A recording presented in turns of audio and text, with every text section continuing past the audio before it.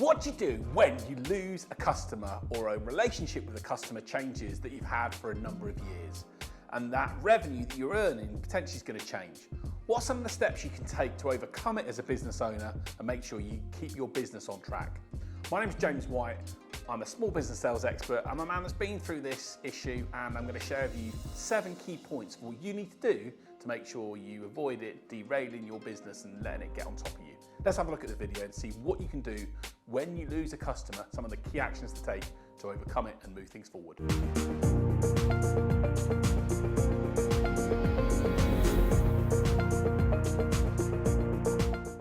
You've had a customer for a while, or you've been working with someone, and then suddenly they give you the news that things are going to change. They're either going to move to another company or that they do less work with you. I know how this feels because it actually happened to me around 3 months ago with one of my main clients, who we actually at the end of a period of time came to a decision that actually it was the right thing to do to change the way we were working.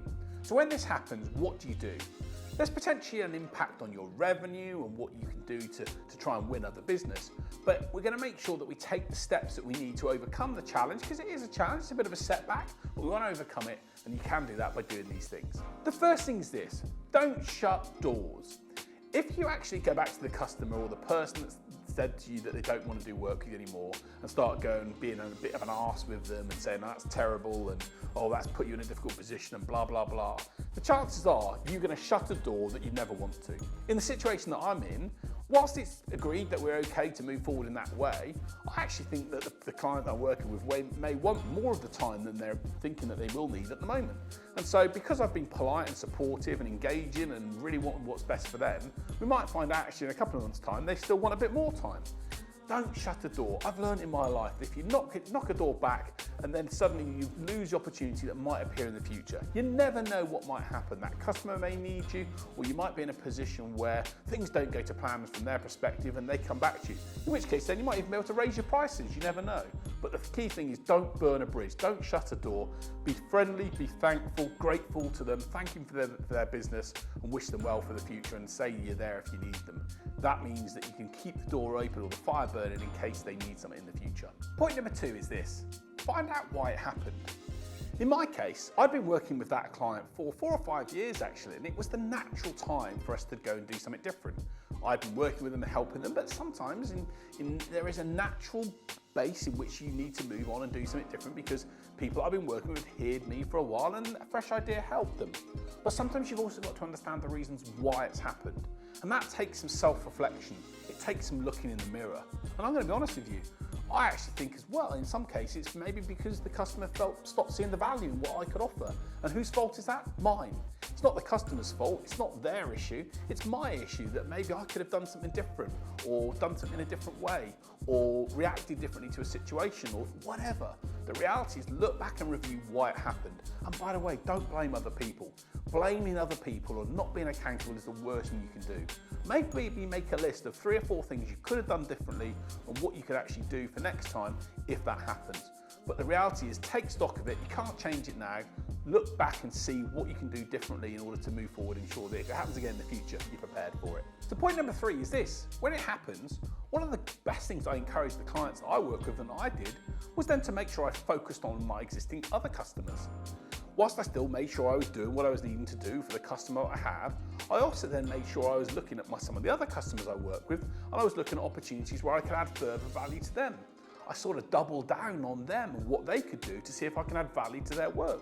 And because I thought they've already bought from me, and because they've already understood what I do and my team and what we're about, it was an easier thing for us to do more work with other people that know us than to try and find new people from scratch. So review the list of existing customers that you've got.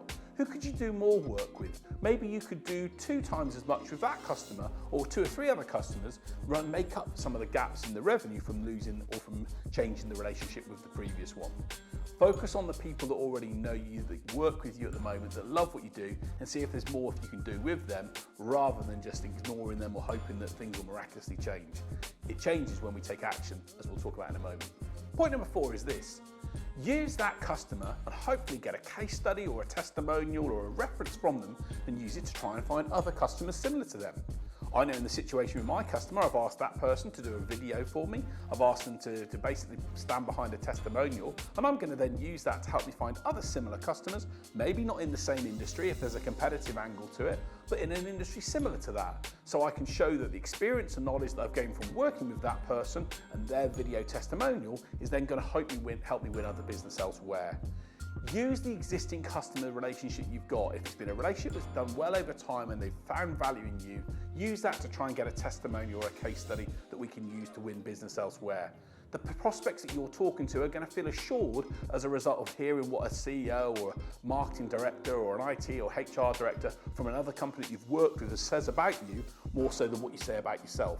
Their words are going to mean a lot more. So get those videos in place, get that case study in place, and use that to help you find new opportunities to cover up from the differences and what you've lost. Point number 5 is this. Use the time that you can spend from not working with that customer to be more proactive in what you do. One of the biggest mistakes that business owners make is they don't take time to be proactive with their content. So I'm going to use some of the time that I'm going to gain back from not working with that customer to focus on creating more videos. I'm going to focus on writing more resources, writing a book. I've been talking about writing a book for so long. Now's the time to do it. Use that time proactively to help share and solve problems for your audience. Make sure you can create content that makes your audience, and in my case it's business owners that we fix sales problems for, I'm going to share lots of resources on how they can fix those problems. And do you know what? That's going to hopefully, if we share it on social media and show that we're giving and supporting other business owners, it's going to help bring people to us.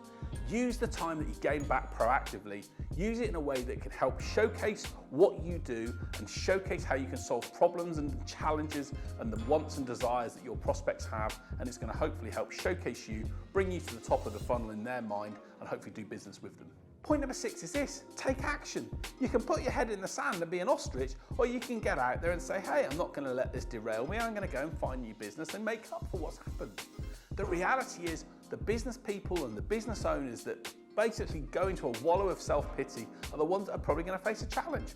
When it happened, yeah, it took me a day or so to overcome it, but then I thought, right, how can I go and start a marketing campaign to go and find new business? How can I reach out to people that I know I can help? How can I get on the phone and talk to people and add my value so I can hopefully win business from them in time? Take action. You're not going to get anything from doing nothing and sitting on the doldrums and literally, being there miserable and not having to get anything done. Focus, accept what's happened, it is what it is. Focus on what action you can take to recover and deal with the challenge that comes from it. And if you focus on giving value and serving before you sell and showcasing how you can solve the problems for your specific audience, business will come through to you. I promise you that.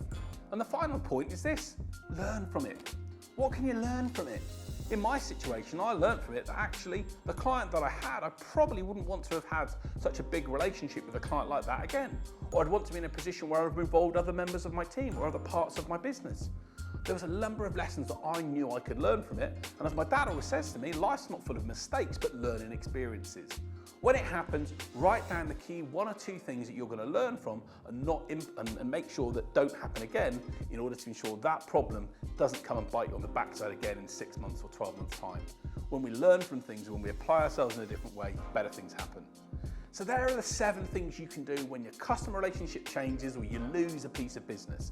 It's a bit frustrating. Of course, we'd rather not happen, and it makes us feel a little bit sometimes down or difficult in times. But the reality is change is a good thing. I'm embracing the change. It's happened. I'm looking forward to actually working in a slightly different way going forward, and I'm going to use the 7 points that I've identified to go win more business, can carry on with the vision I've got, and make sure that I keep smiling rather than frowning. I hope this video has been helpful. If you've gone through those challenges, let me know. Put it in the comments section.